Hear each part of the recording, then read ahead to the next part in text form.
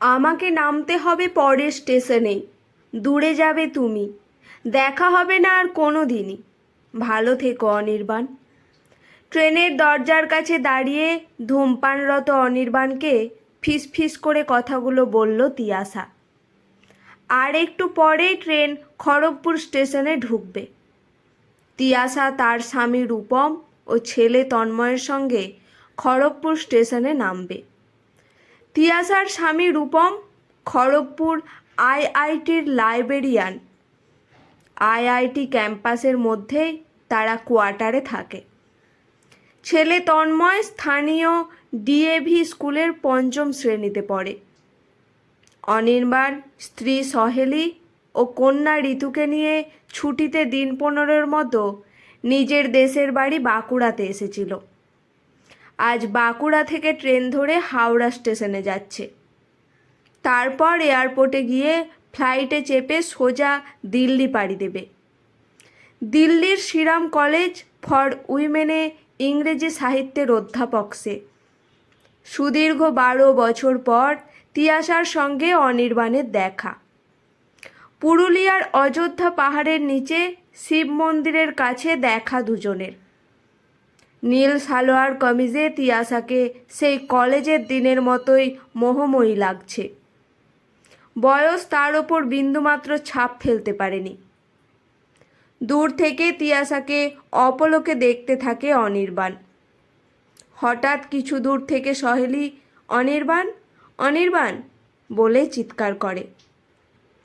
সহেলির কাছে গিয়ে দেখে সে এক ভদ্রলোকের সঙ্গে বসে জমিয়ে গল্প করছে, আর ঋতু তার থেকে বছর 4 বড় একজন ছেলের সাথে খেলছে।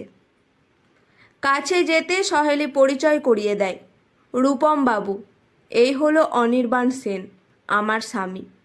দিল্লিতে শ্রীরাম কলেজ ফর উইমেনে ইংরেজি সাহিত্যের অধ্যাপক। এখানে বাঁকুড়াতে বাড়ি। অনির্বাণ হেসে করমর্দনের জন্য হাত বাড়িয়ে দেয়। তারপর পায়ে পায়ে এগিয়ে আসে তিয়াশা। রূপমবাবু পরিচয় করিয়ে দেন, এ হলো তিয়াশা, আমার স্ত্রী। আপনারই জেলার লোকমশাই, বাঁকুড়ার বিষ্ণুপুরে বাড়ি। তিয়াশা তাকে এক পলক দেখেই অস্বস্তিতে চোখ নামিয়ে নেয়। হেসে সহেলির সঙ্গে পরিচয় করে।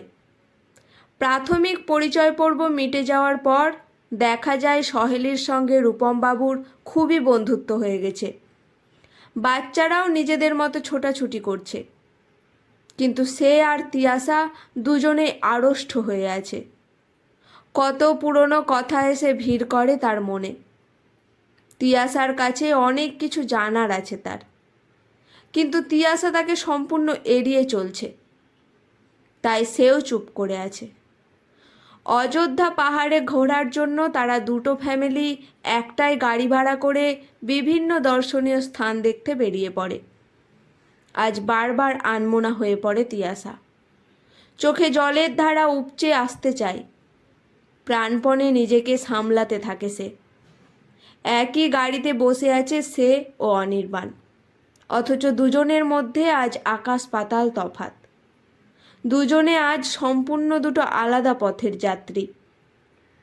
এখন তারা পরস্পর অপরিচিতের মতো অভিনয় করছে। তার মনে পড়ে ফেলে আসা কলেজ জীবনের মধুর স্মৃতি। উচ্চ মাধ্যমিকে খুব ভালো রেজাল্ট করে বাঁকুড়ার খ্রিস্টান কলেজে ইংরেজি সাহিত্যে অনার্স নিয়ে ভর্তি হয়েছিল তিয়াশা, আর সেখানেই পরিচয় হয় অনির্বাণের সঙ্গে। বাঁকুড়ার ছেলে অনির্বাণও তার সাথে ইংরেজি অনার্সে ভর্তি হয়। দুজনে একই স্যারের কাছে কোচিং নেয়। স্বভাবতই মেধাবী, সুদর্শন।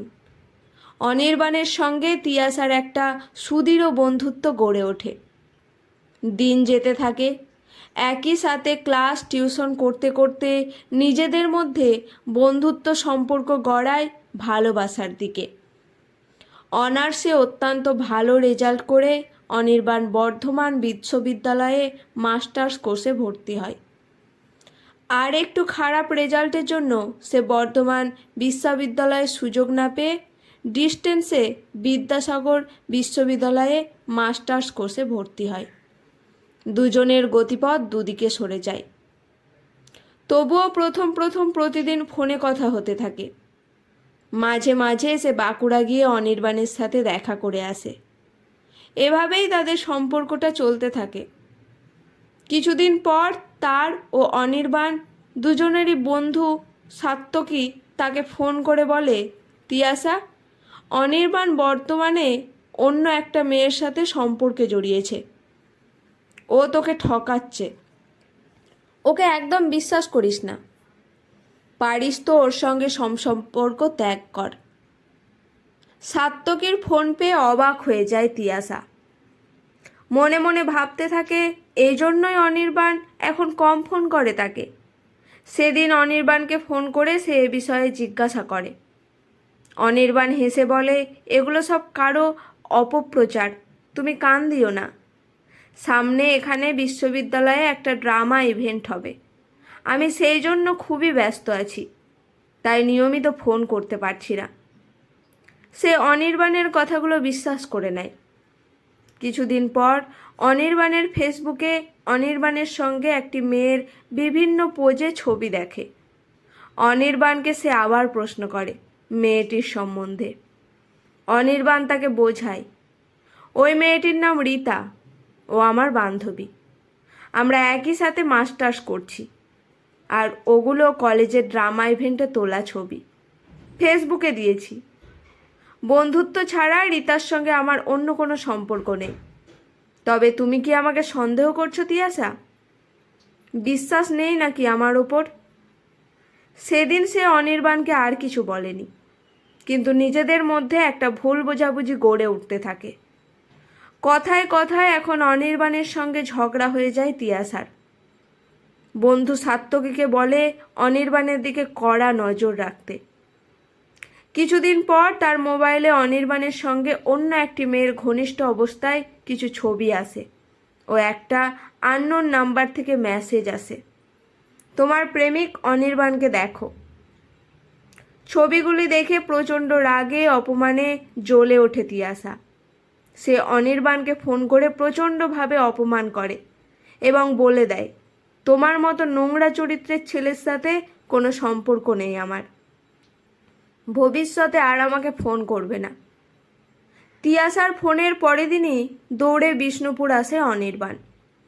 তিয়াসাকে ডেকে জিজ্ঞেস করে, কি এমন হয়েছে যার জন্য তুমি আমাদের 4 বছরের সম্পর্কটা শেষ করে দিচ্ছ? আমি কি নোংরামিটা করলাম? অনির্বাণকে দেখে রেগে গিয়ে সে তার গালে সপাটে এক থাপ্পড় বসায়। ফোনের ছবিগুলো অনির্বাণকে দেখায়। ছবিগুলো দেখে অনির্বাণ বোকার মতো তার দিকে তাকিয়ে থাকে। হাত ধরে তাকে বোঝাতে যায়, তিয়াসা শোনো, একবার আমার কথা শোনো। প্রচণ্ড রাগে হাত ছাড়িয়ে নিয়ে অনির্বাণের গালে সপাটে আর একটা চড় মারে তিয়াসা। বলে দেয়, আমাদের সম্পর্কটা এখানেই শেষ অনির্বাণ, আর আমাকে ফোন করবে না প্লিজ। সেদিনের পর থেকে অনির্বাণ আর কোনো যোগাযোগ রাখেনি তার সঙ্গে। পরে সে শুনেছিল অনির্বাণ নাকি কলকাতায় চলে গেছে, সেখানে কলকাতা বিশ্ববিদ্যালয়ে থেকে পিএইচডি করছে। সেও ভুলে গিয়েছিল ঠক প্রতারক বিশ্বাসঘাতক অনির্বাণকে। মাস্টার্স করার পর বাবা মায়ের পছন্দ করা পাত্র রূপমকে বিয়ে করে সুখে আছে। ছোট্ট তন্ময় এসেছে। আজ এতদিন পর অনির্বাণ তার সামনে এসে দাঁড়িয়েছে। মামা নামো, আমরা বামনী ফলসের কাছে এসে পড়েছি, এবার পায়ে হেঁটে নিচে নামতে হবে। তন্ময়ের ডাকে চিন্তার জাল ছিন্ন হয়ে তিয়াসার। বিকেলে আপার ড্যামে সবাই সূর্যাস্ত দেখতে ব্যস্ত।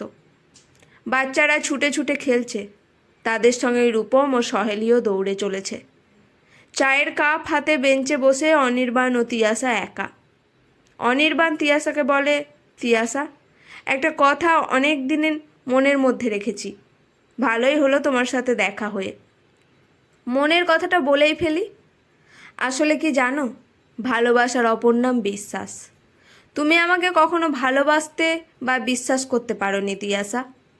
না হলে মোবাইল ফোনে পাঠানো কতগুলো ছবি দেখেই আমাদের সম্পর্কটা ভেঙে দিলে। একবারও আমাকে কোনো কিছু বলার সুযোগ দিলে না। জানো না মোবাইলে কত ফেক জিনিস তৈরি করা যায়? আমার চরিত্রের সম্বন্ধে তোমার মনে এই ধারণা ছিল? কে ছবিগুলো পাঠালো, কে মেসেজ পাঠালো, একটু খোঁজ খবর তো করতে পারতে, তাই না? আমাকে একটু সময় দিতে পারতে ব্যাপারটা সলভ করার জন্য। আমি সবসময় পড়াশোনা নিয়ে ব্যস্ত থাকতাম তিয়াসা, আর জীবনে শুধু তোমাকেই ভালোবেসেছি। সেই তুমি বিনা অপরাধে আমায় দূরে সরিয়ে দিলে। অনির্বাণের কথা শুনে চোখে জল চলে আসে তিয়াসার। বলে, তখন তোমার ওপর খুব রাগ হয়েছিল, তাই সব সম্পর্ক ত্যাগ করে দিয়েছিলাম। পরে বুঝতে পারি সব আমারই ভুল ছিল। ওগুলো সব সাত্তকীর কারসাজি ছিল। আমার বিয়ের দিন আমাকে এসে বলেছিল, দেখলি তোকে কেমন অনির্বাণের থেকে দূরে সরিয়ে দিলাম। বড্ড দেমাক ছিল তোর। আমি তোকে এতবার প্রপোজ করেছি, কিন্তু তুই আমাকে বন্ধু বলে কাটিয়ে দিয়েছিস। আমার চোখের সামনে দিয়ে অনির্বাণের হাত ধরে বেরিয়ে গেছিস, তাই তোকে ও অনির্বাণকে চিরতরে আলাদা করে দিলাম। আমার আর কিছু করার ছিল না অনির্বাণ। ক্ষমা চাওয়ার ভাষা আজ আমার কাছে নেই, তবুও যদি পারো তো ক্ষমা করে দিও। ট্রেন ছুটছে দ্রুত গতিতে। তিয়াসারা অযোধ্যা পাহাড় থেকে গড়পঞ্চকোট গিয়েছিল, আর অনির্বাণরা বাঁকুড়াতে ফিরে এসেছিল। ভ্রমণ শেষ করে তারা আজ খড়গপুরে ফিরে যাচ্ছে।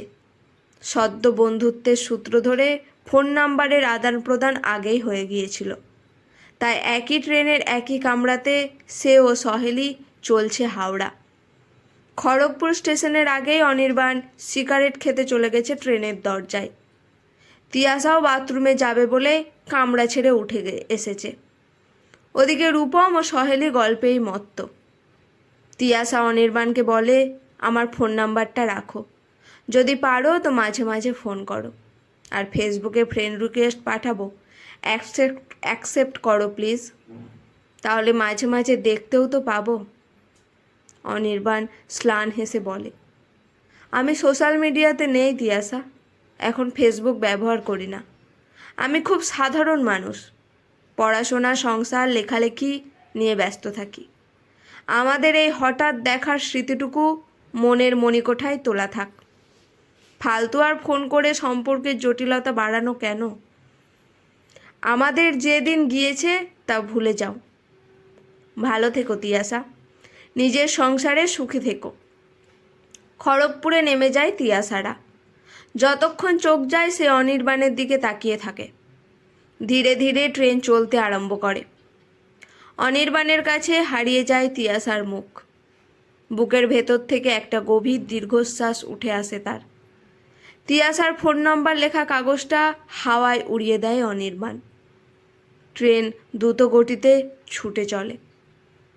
আজকের গল্পটি এখানেই সমাপ্ত। গল্পটি কেমন লাগলো অবশ্যই কমেন্ট করে জানাবেন। ভালো লেগে থাকলে পাশে থাকবেন। ধন্যবাদ।